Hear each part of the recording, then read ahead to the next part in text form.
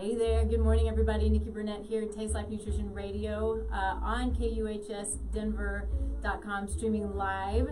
And I'm so excited today for today's show. I feel like I'm reverbing a little bit. Today we have Krista Karpowich, who is the founder of Wag Out Loud. I'm going to turn my music down a little bit now. And there we go. It's my favorite song. I love Three Little Birds. Just makes me so happy, so I have to start it, and I'm still a little clunky at turning it down, but it doesn't really matter. So today we've got Krista Karpowich, who is the founder of Wag Out Loud and Wag Out Loud Podcast. And why this is amazing, because if you've listened to me even once, I think there's probably not a show that goes by that we talk about dogs. And so a little bit of history on the show itself. The show is about health and wellness. It's about nutrition. It's about dogs and keeping our dogs healthy, keeping our families healthy. And it's about truth. We want to find the truth in healthcare. Everybody is so confused about what we do for ourselves, what we do for our dogs, what's right, what's wrong, what website is right, all of the things, is it, why is it so hard? And it is. It's always really hard. And so with this show, we're here to bring on the people who are amazing at what they do. They have found truth. Science changes. We know that. But we bring to you the best that we can, because we want to bring to you the real, solid, good, truthful information. And when it comes to feeding our dogs, when it comes to their health, to vaccinations, to heartworm prevention, all of the things that go into it, there's still tons of confusion there as well. And so Krista is here to talk to us about that, talk to us about all that she knows, all that she talks about. Her podcast is amazing. Go to her podcast, Wag Out Loud Podcast. She has amazing, amazing guests on her show. So, Krista, thanks so much for being here. I'm sorry, I was a little long-winded. Oh, good, Nikki. Thank you for having me. Yeah, this is going to be such a good show. We're going to have some serious stuff, but we're going to have some fun. And I think that it's always important to have some good fun in all of the seriousness, because right now there's a whole lot of seriousness and we want to have fun. And so with that being said, we always start the show with gratitude, because I think it's important. I think that I try to do it almost every morning. And it really sets the tone for the day. And if we can each set our tone for the day, then what does that create? It creates a lot of really good intentions for a lot of people and for our world. And so I think starting our day that way is super important. So, Krista, what are you grateful for? Yes. Well, I should say first, I'm grateful for my dog. My dog is amazing, Winston. But for me personally, Nikki, you are what I'm grateful for. Oh, wow. The timing is perfect. This week we just started on my health and nutrition journey that you are going to be my teacher, and I am so excited that we have started that. So I just had my first session with Nikki, and she's amazing. Thank you. So I didn't so expect grateful that. and excited. Thank you.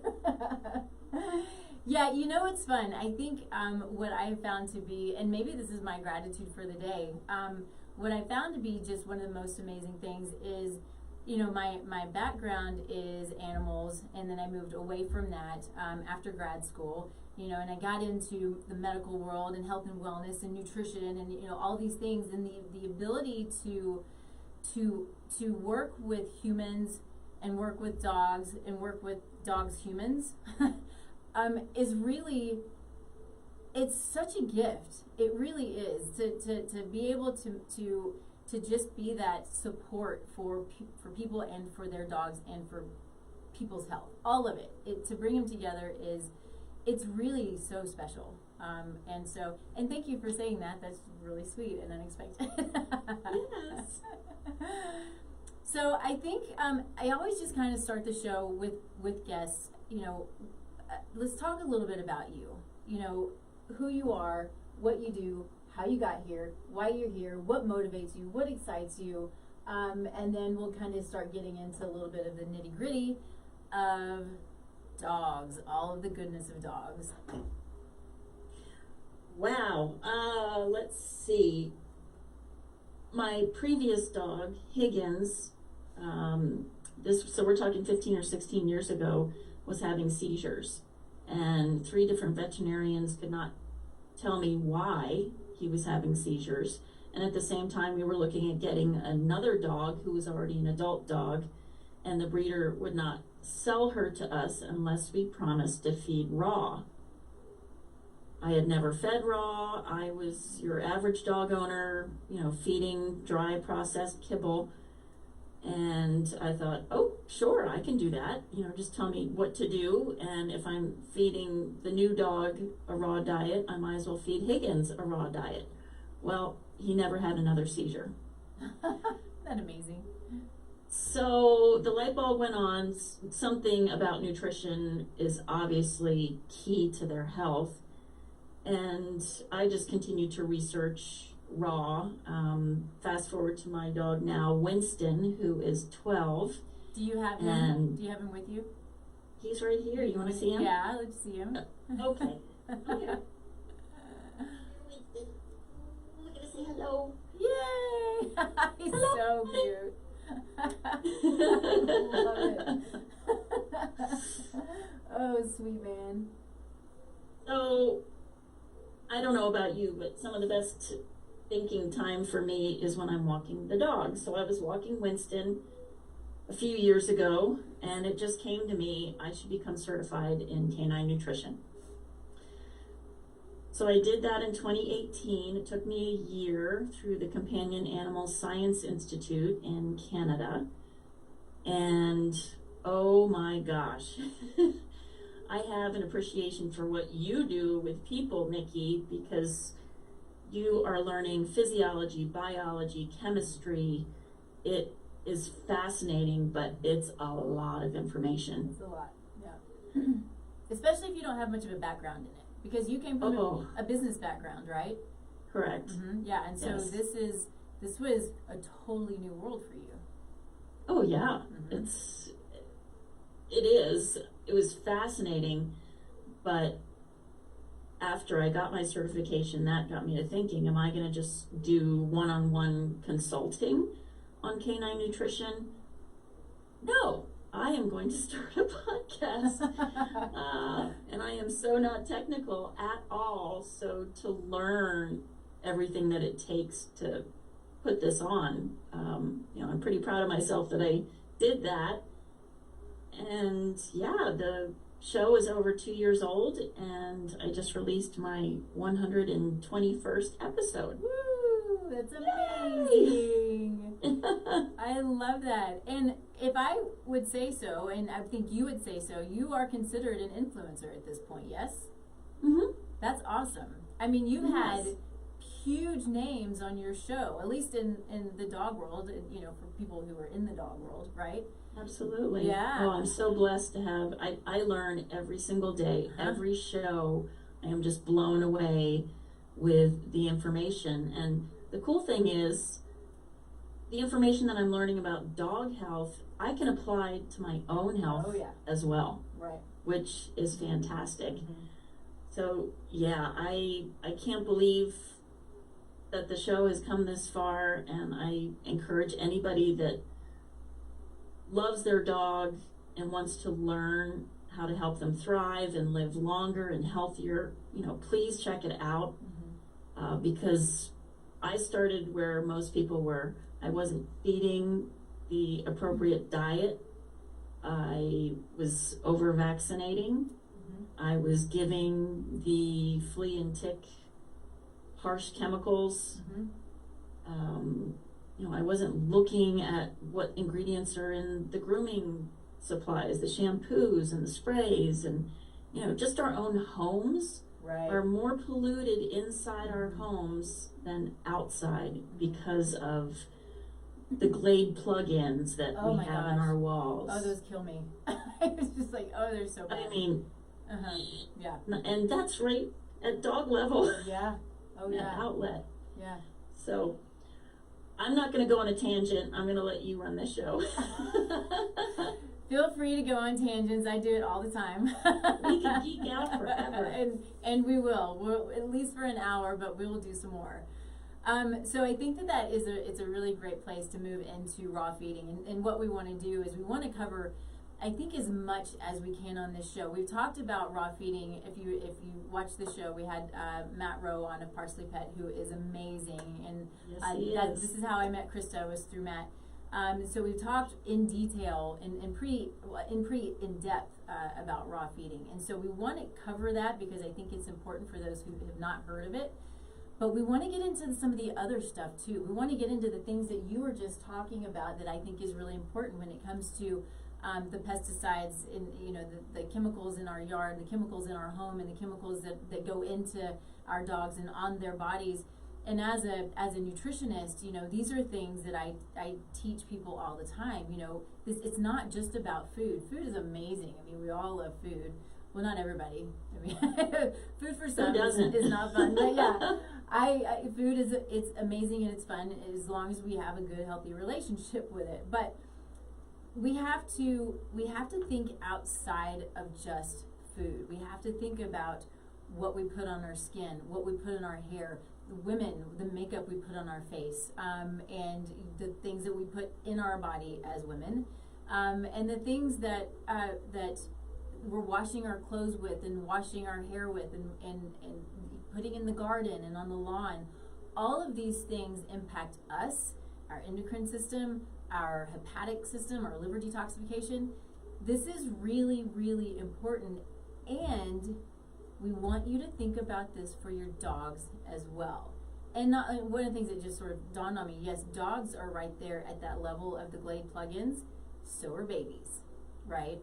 So we have to think about that. The toxicity of these smelly things, all of these, besides essential oils, all the smelly things, whether it's your laundry detergent, whatever it is, perfume, these are incredibly toxic for everyone around you, which creates a toxic environment inside your home, which is why they say open your windows, let's get some fresh air in. Even if there are toxicants in the air outside, the inside it's terrible unless you are cleaning with clean products and cleaning yourself with clean products. And I don't need to sort of belabor a point, but I think it's important to really think about what we're doing. And so jumping into raw feeding, tell me what it is that you do for Winston. How do you feed your dogs? Well, before I go into that, I just want to let everybody know of this really scary statistic. The Veterinary Cancer Society says that cancer is the leading cause of death in half of our dogs. Mm-hmm. So half of our dogs, especially those over the age of 10, are going to die from cancer.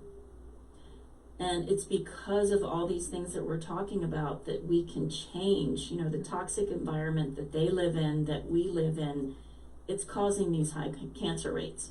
Right. So I think feeding a species appropriate diet is a great place to start. Mm-hmm. Because if we look at kibble is a high heat processed diet. And Nikki, you know that nothing, and I mean nothing, in the pet industry is regulated. Right. Food, supplements, CBD, grooming products, the plastics used in toys and shoes. Nothing. Oh, and the toys that come from China. Oh, yeah. Yeah, it's all the products. Yeah. So scary, and it is overwhelming. If anybody was to look on Dr. Google, what should I be feeding my dog? And you've got so many different opinions. Mm-hmm. So that's what I'm trying to do is bring the experts together, share the information, and then it's up to you on how you're going to advocate for your dog's health. Right.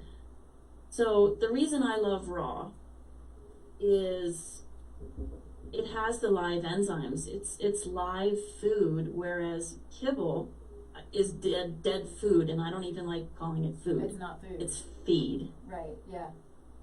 Just imagine, you look at this bag of kibble with a big juicy steak on the front of it, And that's marketing. That is not true as to what is in the bag. And meat might be the first ingredient, but it's by weight as far as the order that the ingredients appear on the label. That piece of meat was weighed when it did not have any water in it. It did have water in it, I'm sorry. Mm-hmm. It was a piece of meat. Mm-hmm. The dog is not eating that piece of meat in the end, and it should not be the first ingredient once the moisture is removed. It is baked at such a high heat, there really aren't any nutrients left. Mm-hmm. And that was why they replace all the nutrients with synthetic vitamins and minerals. Understand real quick, and I don't mean to interrupt you, but No, please. I want people to understand that if it's synthetic, the body barely, if at all, recognizes it, which means it's not utilized, which means they put high amounts of synthetics in there, and it creates a real burden on the body. Yes. And I think one of the main points I want to get across, and I'm not shaming anybody, we were all there because we didn't know any better. Yep. The amount of carbohydrates, these high starches and sugars in this kibble is not species appropriate. A wild dog might get 3 to 5% carbohydrates from the guts of the prey that they're eating in the wild. They are not out there eating corn and soy and grains. This is wreaking havoc on your dog's digestive system. And it's cyclical. It's just, my dog eats kibble. They get inflammation from all of these high starch foods. See, I keep calling it food. It's not food. Yeah. And can you guys imagine eating a bowl of Captain Crunch twice a day, every day, for the rest of your life? Right. And that's exactly Do you think what you're going to get the right nutrients? Well, you're going to get no nutrients. Even if it says it's fortified. That's the thing that kills me, in even human food and all food. It's fortified. Oh, well, great. I'm going to be healthy and live a good, long life. No. That's not the way it goes. Yeah. And people might ask, well, isn't the FDA looking out for our dog's food? Isn't the American Association of Feed Control Officials? Yes, people, that is the organization that is giving the guidelines of proper nutrition for a dog. So in my mind, it is not regulated. Right. So that is why I prefer feed raw. Mm-hmm. Now, when you want to feed a raw diet, you don't want to just switch from kibble to raw. You want to introduce it slowly. And just adding things like, oh my gosh, eggs. Right. Eggs are the world's perfect protein. Mm-hmm. Put some scrambled eggs or lightly cooked eggs on top of that kibble. Oh my gosh, your dog is going to freak out. I do raw eggs. Yeah, you should. Yeah. But if people are freaked out about it, that's a whole nother show to talk about the bacteria that people think, right. I can't feed my dog. Your dog can eat poop and rocks and sticks and be just fine. Dead animals that have been dead for days and days and days.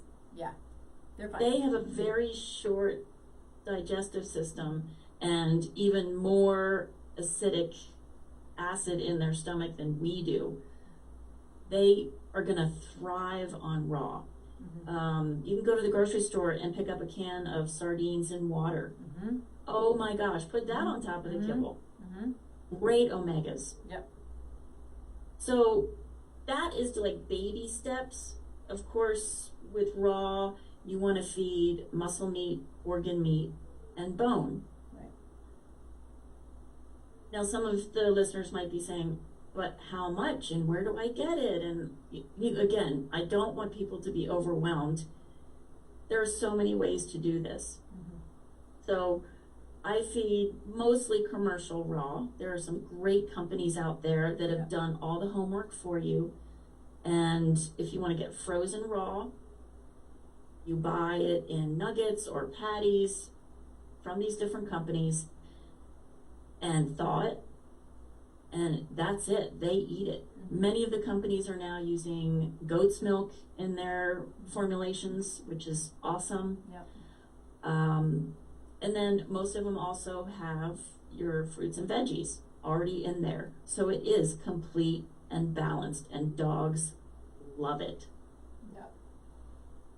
You can go, you can go very extreme. You can do the prey model diet, which is feeding pretty much the entire animal, hair, skin, eyeballs, organ meat.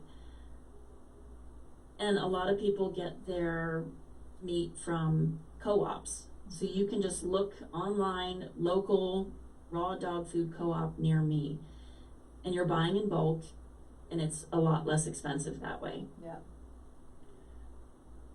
If you want to home cook for your dog and create your own recipes, that is great. But over 90% of the recipes that you just find online are not nutritionally sound. So I would encourage people to, there are websites like petdiets.com, there's balanceit.com, and it's fun actually. You just plug in what you're feeding and it'll come back and tell you what you still need to add. A lot of us think we're doing well. I feed chicken and rice. Right. Yeah. And that's it. Big problem. And unfortunately, that is not enough. That it, they're not getting all of the nutrients that they need. Right. So I'd be happy to talk to anybody that wants to learn more. There are so many ways to do this. Now, in my mind, raw is the best. Second best would be a fresh food cooked diet. And you guys know that there's all these companies out there that will deliver right to your door, that will customize the ingredients for your specific dog's needs. I would rather have you do that than a kibble or even a canned food. Yeah. So yeah, that's my opinion on food. Yeah. No, I think that's great. A couple of things that I'd like to add in. One, going to the cooked. Cooked is an option. But I think it's important to understand that going and cooking like bacon, and then giving your dog the bacon grease, and something that's high fat. Fat is fine for dogs, but it has to be raw. So if you're feeding a high fat meat and you cook it, the cooked fat it's hard on the pancreas. It doesn't, the dog doesn't digest it well, doesn't utilize it well. It can create pancreatitis. And so we have pancreatitis all over the place. It can be a killer, it can be acute, it can be chronic. And so, these are, if you think about the way dogs need to eat, and then, things like that, okay, they need muscle, organ meat, and bone. Fat's fine, it must be raw. If you cook it, then that's kind of bringing in the human emotion into what we think that we need to give our dogs, because they're not going to go out in the woods and cook their food. They're going to eat it straight from the animal that they caught. So, but I get it. I mean, you're right. You have to have your tiered approach, and maybe that's a little bit easier. But my biggest point to that is just the awareness about the high fat content. If there's a high fat content in cooked food, because it can be a big burden on the pancreas. Absolutely. Yeah. Another thing that I want to point out, and this goes back a little bit, but when you said species appropriate a little while ago, there are bags of kibble that say this is biologically appropriate for your dog. Marketing is amazing and terrible. It's like amazingly terrible because it is. It's tricky. It's tricky, and it's hard to figure out, and it's hard to know what's right. And like you said earlier, we've all been there. I fed kibble. My two boys, who I learned off of, and I no longer have, I fed them kibble for quite some time, and then I learned what I needed to do. But it took research and understanding and time, and I didn't, go through the course like I should have. I wish I had. I did a lot of reading. But it's taking the time to really understand what it is they need, and knowing that kibble I don't care if it's $500 for a pound bag of kibble.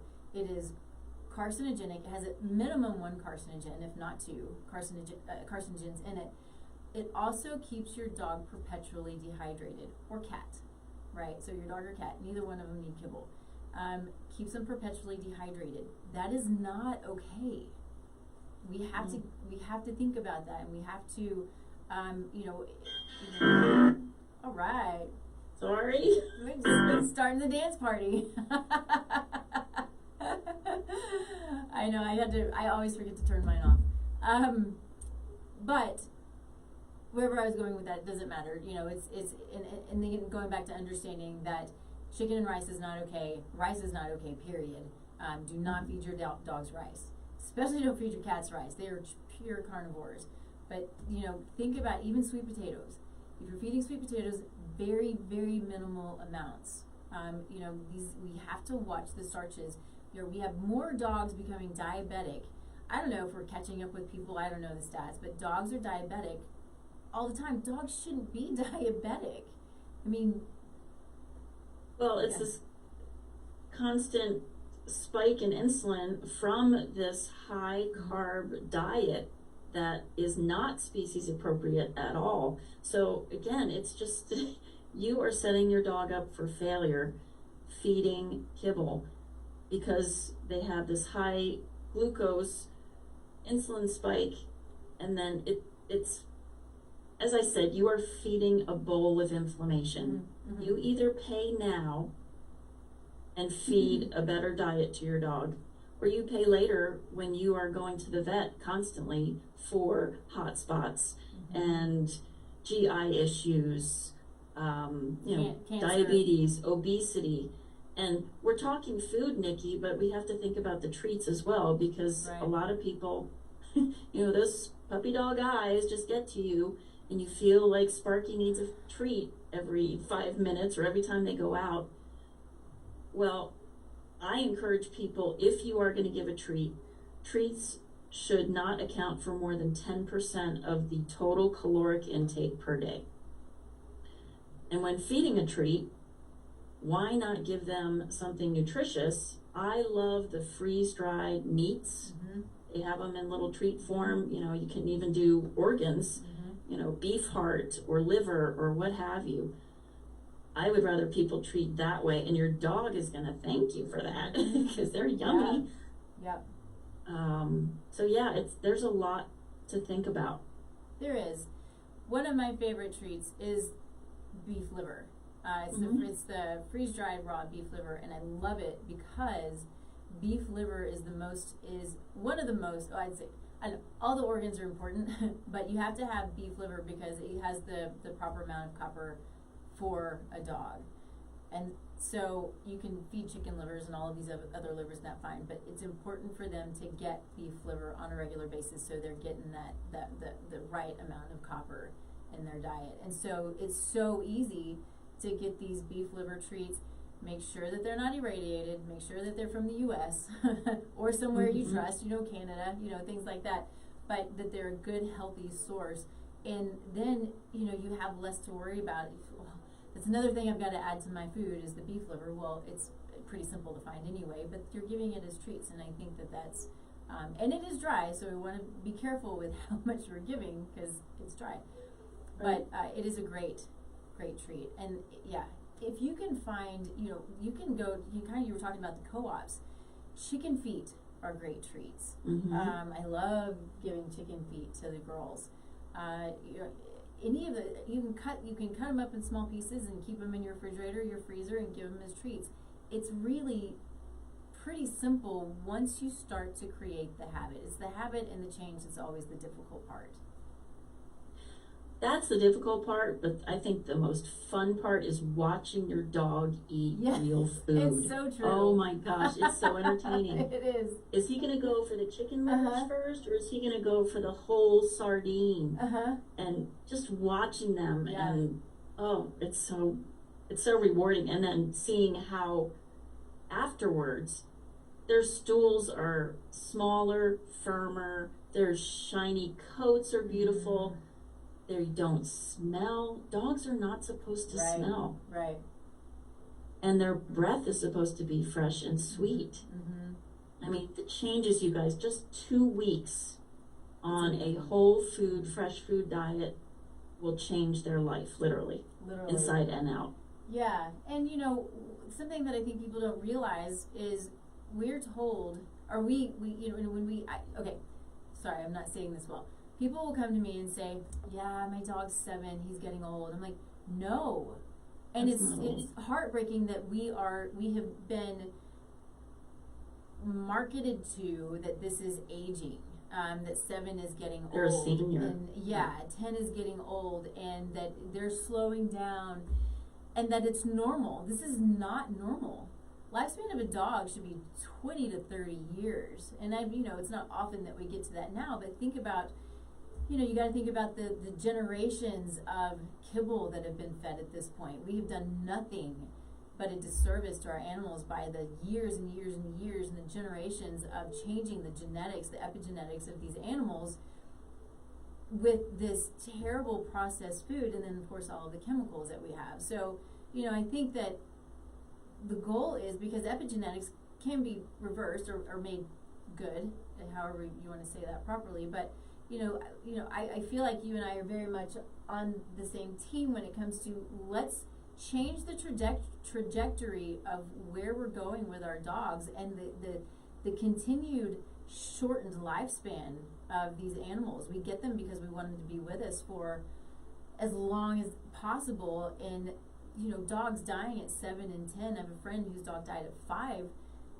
It's heartbreaking, and it makes no sense. And we start to figure out it's the food. So much of it's the food. And it's an easy fix. Yes. And we can start to turn this around. Yeah, and for ourselves as well. I mean, in a perfect world, Nikki, we feed our dogs pasture raised, pasture finished meats, organic vegetables and fruits. But that should be the same for us as well. Because if you really pull back the curtain onto the factory farming that is going on in this country, how these animals are abused from day one, and what they are fed is what we are eating. We are eating the antibiotics and the poor food. I mean, they take groceries that have expired, and we're talking yogurt in yogurt cups and bread still in the wrapper, and they're just tossing that into pet food. Oh, it's disgusting. Plastic. And diseased animals and other dying cats and dogs. Phenobarbital has been found in pet food. Which is what you use to put an animal down. Yes. Yeah. It's awful. And there's tons of information out there, people. If you want to look at it, it's not pretty at all. And what we are eating, the meat and, even the veggies. We could talk about glyphosate and the spraying of our crops. Started with Monsanto was the company back in the 70s. And this is Roundup. This is an herbicide that, believe it or not, I didn't know this before, but more glyphosate is sprayed on non-GMO foods than the GMO foods. Right. They're sprayed twice to bring everything, like say you have a crop of corn and it's supposed to be harvested in a week, and 70% of it is already mature, but the rest is not. You spray it again with this awful chemical, glyphosate, to make it mature that much faster. That's what we're eating. Yeah. And our dogs are eating. And our soils are being depleted. This glyphosate lives in soil for so long. The rain runoff, it's eventually going to our streams and our oceans and our rivers, and it's just something has to change, because we, as a species, as well as our dogs, we are getting sicker and sicker. We are, and so much of it has to do with the chemicals that are put into our environment, and the glyphosate. And this is Roundup, glyphosate, same thing. It is a proven carcinogen. Finally, I mean, everybody knew it, but it is a proven carcinogen. And I'm amazed that I still go to, Home Depot or wherever, and you still see Roundup all over the place. You still see people spraying Roundup in their yards and killing dandelions, which are food, killing parsnips, which is food, not parsnips, purslane, which is food. These are weeds that are they're weeds in our yard that I just made a salad with last night. I mean, dandelions are amazing.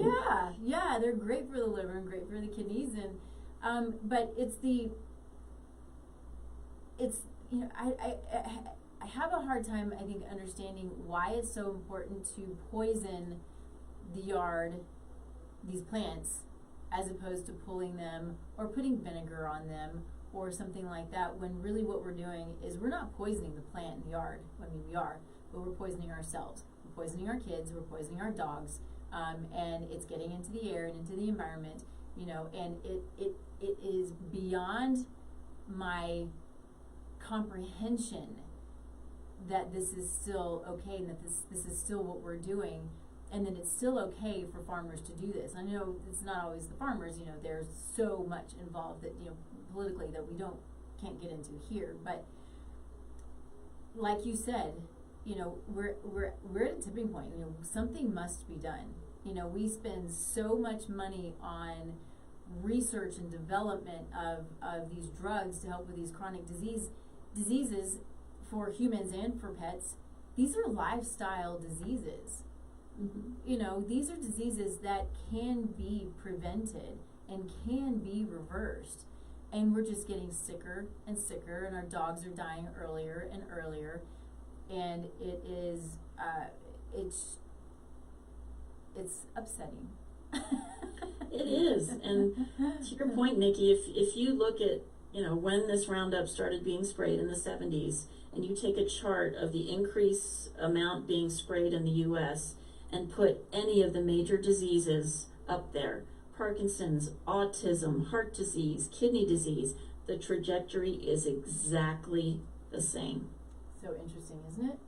It's a nightmare. And our dogs not only are getting it from the food, but to your point, since we are spraying our yards and our golf courses and our parks, they are walking in glyphosate 24/7. It's getting absorbed up through their paw pads. So dogs have 32 times the human average amount of glyphosate in their bodies. I don't even know what to say to that. It's sad.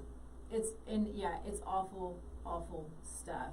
And I want to throw out there too, interestingly, that we're talking about Matt Rowe a little while ago, Parsley Pet. He has a just to throw it out there because I think it's amazing stuff. But he's got a functional lab that helps to look at the toxicants as well as the minerals that are in a dog's body, and helps them look at deficiencies and then the toxicants. And one of those tests, it's a new one, I believe, but they are looking at glyphosate, and I believe that it is shocking the amount of glyphosate that they're finding in dogs. We can look at us too. I mean, I've done testing for people and myself, looking at glyphosate levels. So, that company is HRI Labs, and Matt and Parsley Pet are partnering with them. So if you would like, actually, I have a discount on my website because I am an affiliate. I love their products. So check out, I've got food, I've got supplements that I have vetted. I will only recommend things that I know, like, and trust. And most of them do have discounts, which is great. Yeah, and that's really good. Thank you for saying that, because go to Wag Out Loud, her website, and the tab, is it a resources tab? What is it? What does it say?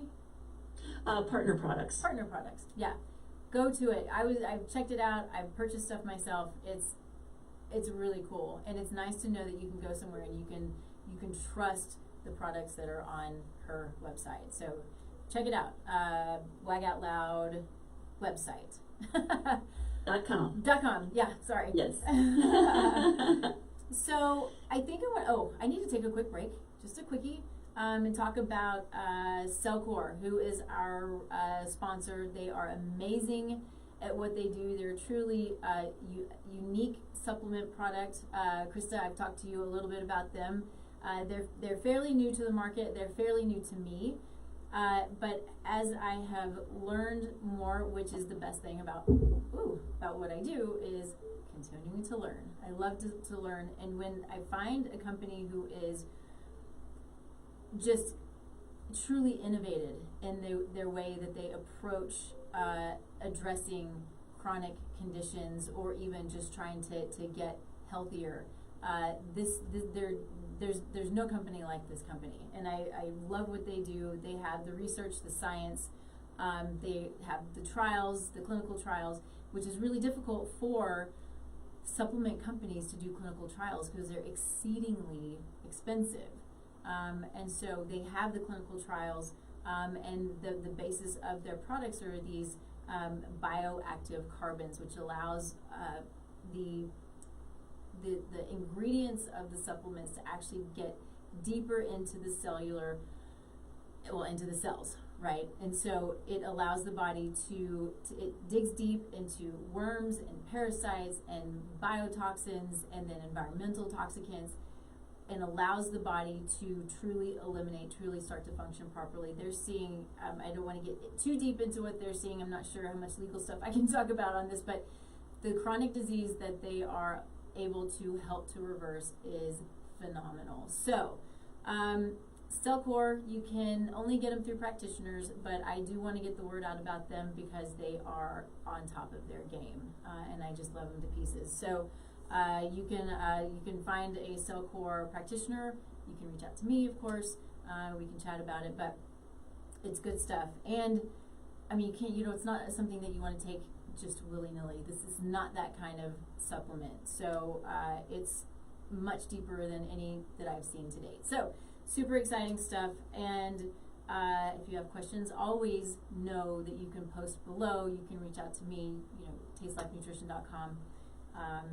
And then moving on, I want to talk about things like vaccines and flea and tick treatment and heartworm treatment, and these things that we're told vaccines should be at least yearly, except I know rabies has gone out a little bit. We should have teeth cleanings yearly. We should give flea, tick, and heartworm treatment monthly. Even in Colorado, where we don't have fleas, we barely have ticks, we barely have mosquitoes, and so I want to just get into that a little bit and help people understand why this is creating such a huge problem and such a huge burden on our dogs. Well, as far as conventional vets go, 60% still vaccinate every single year. Yeah. So if you take a veterinary practice, 15% of most clinics' income is from vaccines. Here's the shocker. Another 65% of their income is addressing the vaccine-induced diseases that they cause. Oh man, I didn't know that. It's bad. So, wow. Yes, vaccines for a puppy all day long. Get your puppy shots. I encourage you not to get the combination shots and space them out. Over 90% of dogs that have had their puppy shots are immunized for all of those core vaccines for life. I want to make sure that everybody just heard me. Yeah. Even the pharmaceutical companies that create these vaccines will tell you, you don't have to vaccinate every single year. Now, the beauty is there is a test called a titer test, and that is a blood test that any veterinarian can do, but you have to ask for it. It is a little more expensive, but you are saving your dog's life. And what are you saving them from? Autoimmune disease, cancer, cataracts, allergies, asthma, arthritis, diabetes, eczema. I mean, I could go on and on. This is proven fact of over-vaccination. Right. So a titers test will show you that your dog does have the appropriate antibodies to to fight off whatever illness you have vaccinated for. You will get a certificate, and I know here in Colorado, more and more groomers, boarding facilities, doggy daycares are taking titers in lieu of a vaccine certificate. That is good to know, because I have asked over the years, I don't know how many people, and everybody requires vaccines. I never board my dogs. I have somebody come into the house because for that reason. And I'll tell you that that's what I've done. My dogs have always been titer tested. As long as I've known, over the last probably 12, 14 years, however long it's been that I had gained this understanding, not one time has a test come back showing that they needed to be revaccinated. Not once. Yeah. Yeah. So hopefully people understand that you do have a choice, and you need to be open and honest with your veterinarian. You can't feel intimidated. You know, they are so overtaxed. This is a doctor that is not only taking care of dogs, but other species as well. And in veterinary school, they have 1 day of nutrition, 1 day. And you know, these huge companies that are making kibble, they're the ones that are courting our vets in vet school, giving them free product. And it's no wonder that it's the Hills and Science Diet and Royal Canin that you find in their lobbies, because that's all they've been taught. Right. Yeah, sorry, I thought you were going to say, yeah. I mean, I don't want to beat this to death, but I just want to encourage people, you know, have an open, honest conversation. And if you have a veterinarian that is forcing vaccines or making other suggestions, oh, you don't need a titer test, I would say look at getting another veterinarian. And the cool thing is more and more integrative vets are coming onto the scene. Yep. As well as holistic, of course.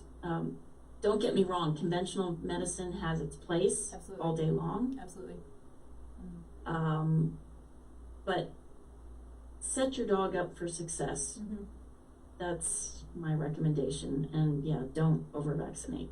Yeah, don't over-vaccinate. Just, yeah, be aware.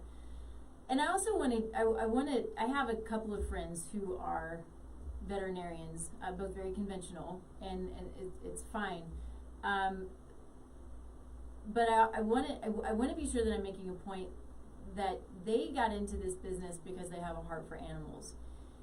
And what is happening is the suicide rate of veterinarians is sky high.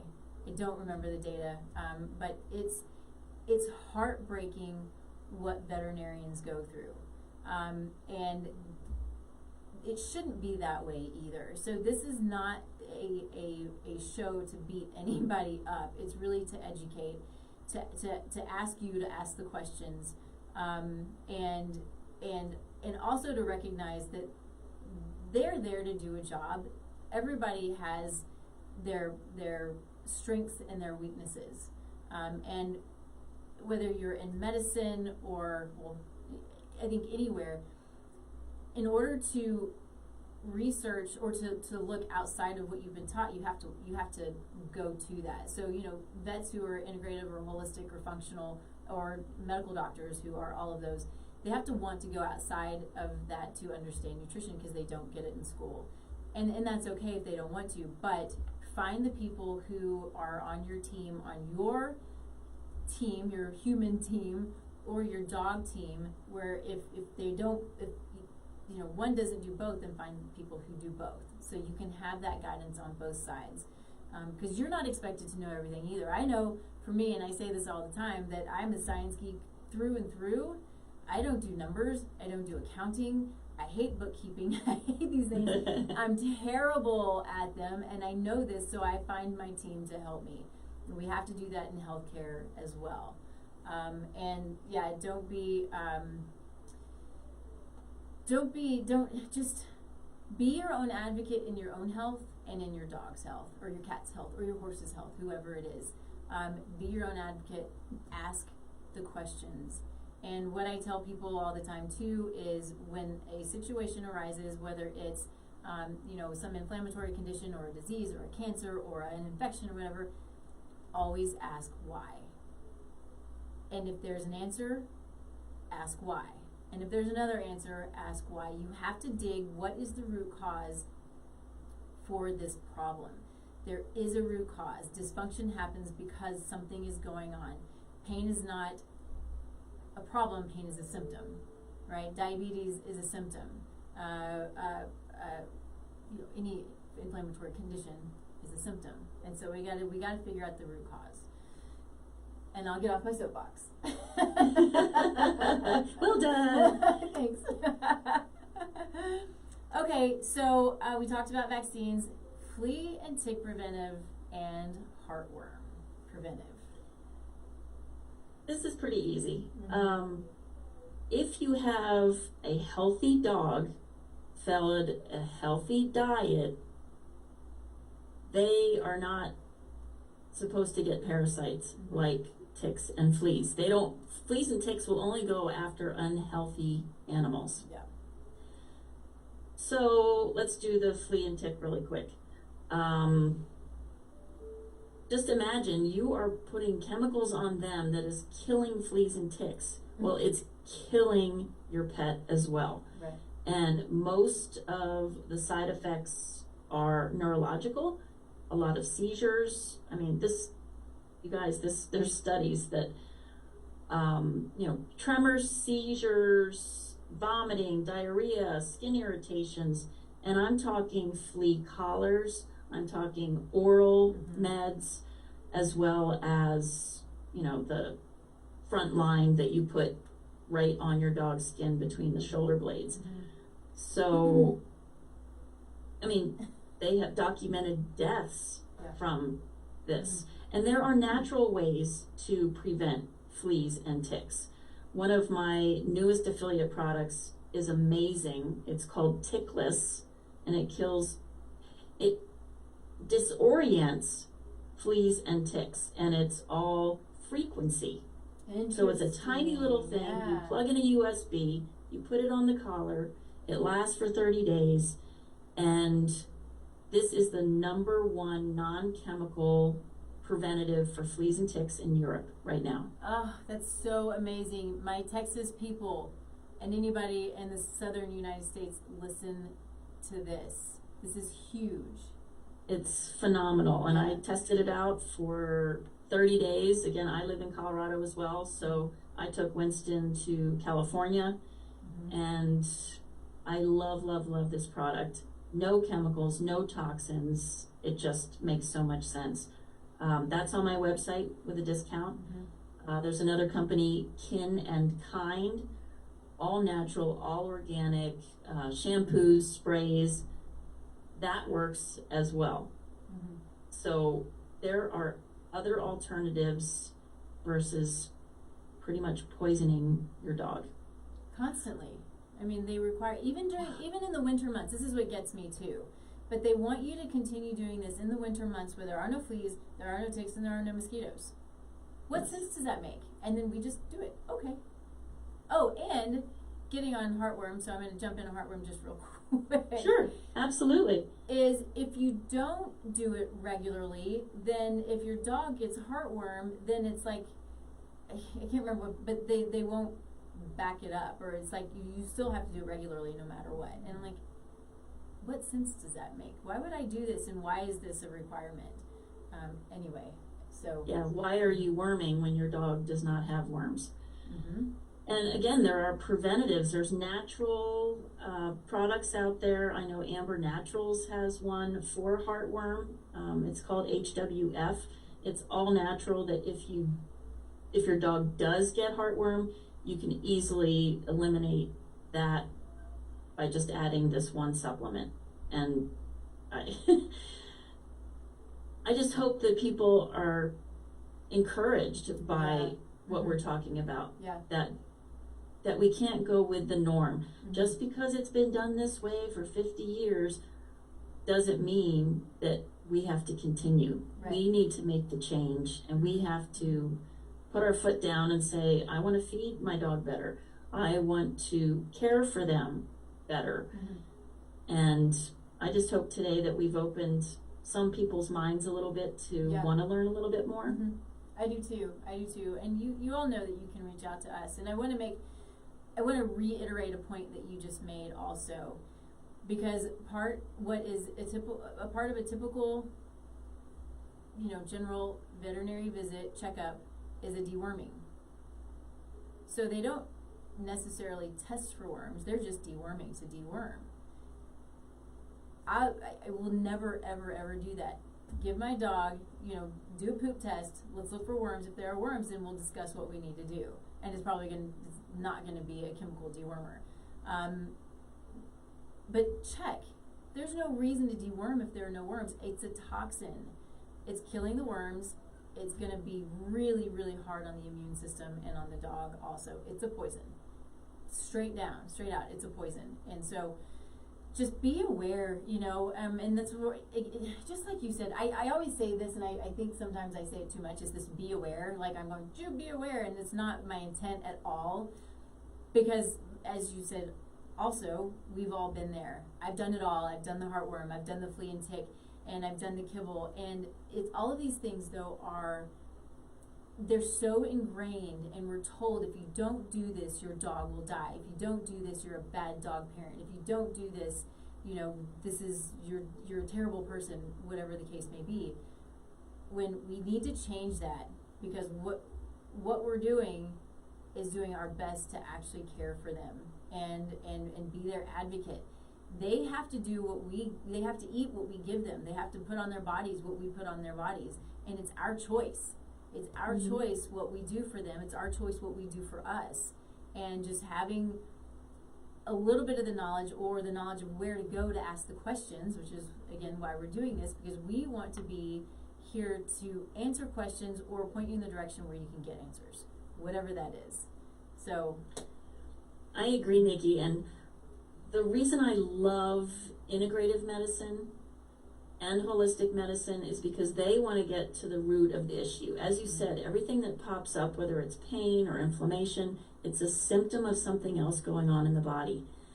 And unfortunately, a lot of times a conventional vet will just put a Band-Aid on it and prescribe medications. Mm-hmm. And one of the worst things is antibiotics. Yep.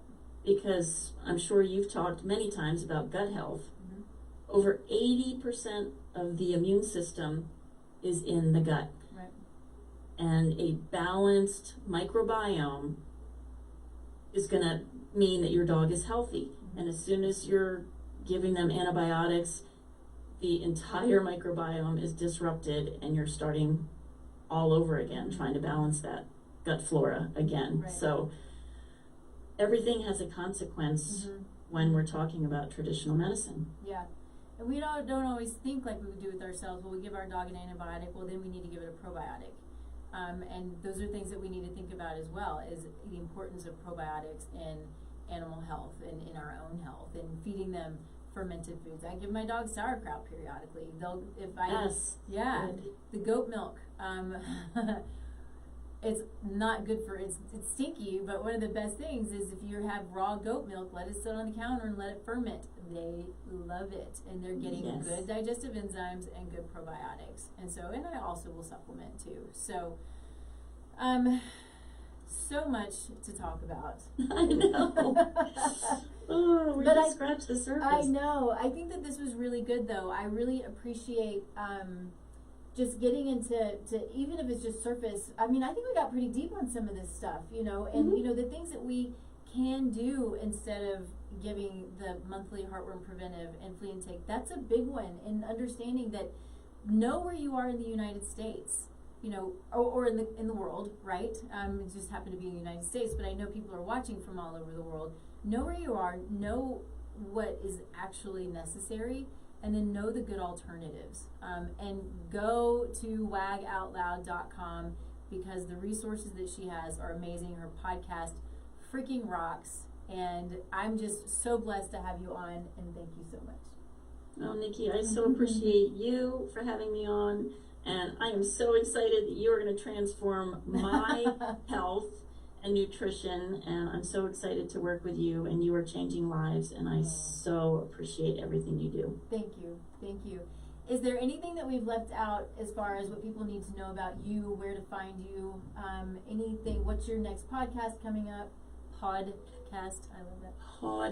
All of my podcasts come out Wednesday mornings. And my next one, oh my gosh, if you are thinking of feeding raw, this gentleman wrote the Raw Feeding Bible. His name is Dr. Connor Brady, coming out next Wednesday, and he wrote the book Feeding Dogs, and he brings you all the science, all of the studies on why feeding raw is gonna be the best for your dog. So it's gonna be a great episode. I encourage everybody to check out all of them, because all of my guests are amazing. Awesome, thank you. That's exciting, and I'm gonna pay attention to it. Yay! All right, thanks everybody. This was such a fun show. Krista, thank you. And you know, you can find me, everything's Taste Like Nutrition, the website, the social media. You can go to my website, tastelikenutrition.com, and find this is for, whoa, I keep hitting my mic. Jeez. You can, this is for humans only, but you can fill out a free assessment that I have online, on the website. It comes straight to me. I reach out to you personally. I want to talk to you about, what your needs are, what your goals are, and if we can help you in a small way or in a bigger way. That's why I'm here. So thank you, everybody, for joining us. We will see you back here in 2 weeks. See you later. Have a tail wagging day. Yeah, I love it.